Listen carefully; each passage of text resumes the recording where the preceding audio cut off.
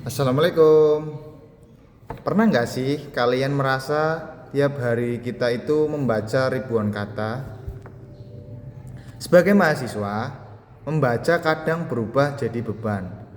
Baca jurnal karena mau kuis, baca buku karena tugas makalah, alhasil esensi membaca itu sendiri hilang. Kita membaca cuma buat bertahan hidup di kelas, bukan buat menghidupkan pikiran. Kalau kita tarik garis mundur ke belakang, peradaban Islam itu dimulai dari satu kata perintah, yaitu Iqra, bacalah. Ayat pertama yang turun kepada Nabi Muhammad SAW di Gua Hira melalui surat Al-Alaq.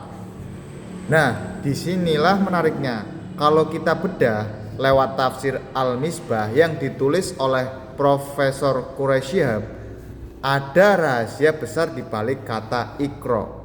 Beliau menjelaskan kalau dalam ayat tersebut Allah nggak menyebut apa objek yang harus dibaca.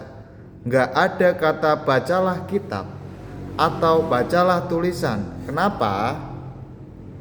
Menurut Prof. Syihab, tidak disebutkan objek bacaan dalam ayat pertama surat Al-Alaq, menunjukkan bahwa perintah Iqra bersifat universal. Mahasiswa dituntut untuk membaca apa saja, selama bacaan tersebut membawa manfaat bagi kemanusiaan. Artinya apa buat kita para mahasiswa? Iqra itu bukan cuma soal duduk di perpustakaan sampai mata sepet. Membaca dalam konteks Al-Alaq seperti yang dijelaskan di tafsir Al-Misbah artinya adalah meneliti, merenungkan, mengamati dan membaca tanda-tanda zaman. Saat kalian mahasiswa hukum membaca ketidakadilan di masyarakat, itulah Iqra. Saat mahasiswa teknik membaca masalah polusi dan mencarinya solusi, itu Iqra. Bahkan saat kalian mencoba memahami keresahan teman seangkatan yang lagi misalnya kayak burnout, itu juga bagian dari Iqra. Tapi ingat, ada syaratnya di ayat pertama. Bismi Rabbika, bacalah dengan menyebut nama Tuhanmu. Maksudnya, segala aktivitas literasi dan analisis kita sebagai mahasiswa nggak boleh bikin kita sombong. Ilmu yang kita baca harus punya kompas moral.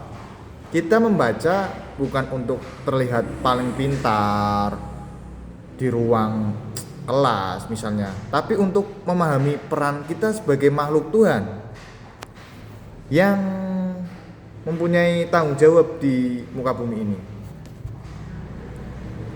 Teman-teman mahasiswa, status maha di depan kata siswa itu bukan hadiah gratisan. Itu adalah tanggung jawab intelektual.